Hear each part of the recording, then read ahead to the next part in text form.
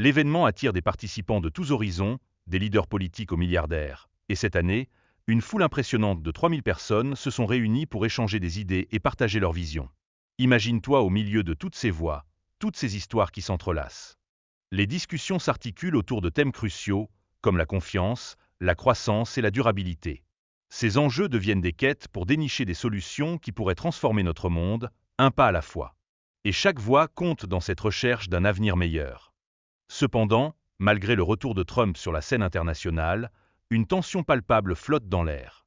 Son approche protectionniste laisse certains leaders économiques sur le qui-vive.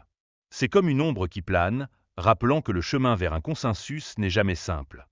À Davos, les conversations mettent en lumière un optimisme économique pour l'Amérique, soutenu par des figures influentes telles que le PDG de BlackRock. 3 éléments clés émergent: le marché des capitaux, la technologie et l'énergie. Ces leviers pourraient bien redéfinir notre manière de penser le progrès. Christine Lagarde, quant à elle, dépeint une vision lumineuse pour l'Europe, mettant en avant l'importance d'investissements audacieux face à la montée des superpuissances mondiales. Et avec une baisse anticipée des taux d'intérêt, elle fait briller une lueur d'espoir dans un paysage économique parfois morose. En parallèle, le gouverneur de la Banque de France insiste sur la nécessité de mobiliser l'épargne privée en Europe, lançant un appel passionné pour récupérer ces 300 milliards d'euros qui dorment hors du continent. C'est une préoccupation qui trotte dans la tête des épargnants européens, cherchant à faire entendre leur voix. La formation et l'éducation, souvent au cœur des débats, sont parfois détournées pour créer des établissements privés, sous l'influence des marchés. Cela soulève de vraies questions éthiques sur l'accès équitable à ces services indispensables, et c'est une préoccupation qui toucherait n'importe quel jeune qui rêve d'un avenir serein. Le forum attire des géants technologiques et économiques, ce qui suscite des inquiétudes sur la concentration du pouvoir. Ces entreprises influentes façonnent notre monde, et leur impact sur l'économie mondiale est immense. C'est un peu comme si l'avenir du monde était en train de se décider devant nos yeux.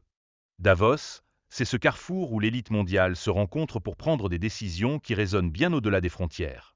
Les jeunes leaders s'y forment, apprenant à perpétuer un modèle économique qui pourrait bien définir les générations à venir. C'est fascinant et inquiétant à la fois. Alors que Trump menace d'imposer de nouvelles taxes, il invite aussi les entreprises à investir aux États-Unis, provoquant un véritable tourbillon d'anxiété dans le public. C'est comme un jeu d'échecs géant où chaque coup peut avoir des conséquences inattendues.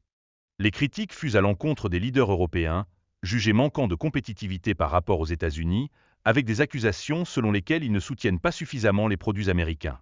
C'est un débat qui met en lumière les défis complexes de l'économie mondiale.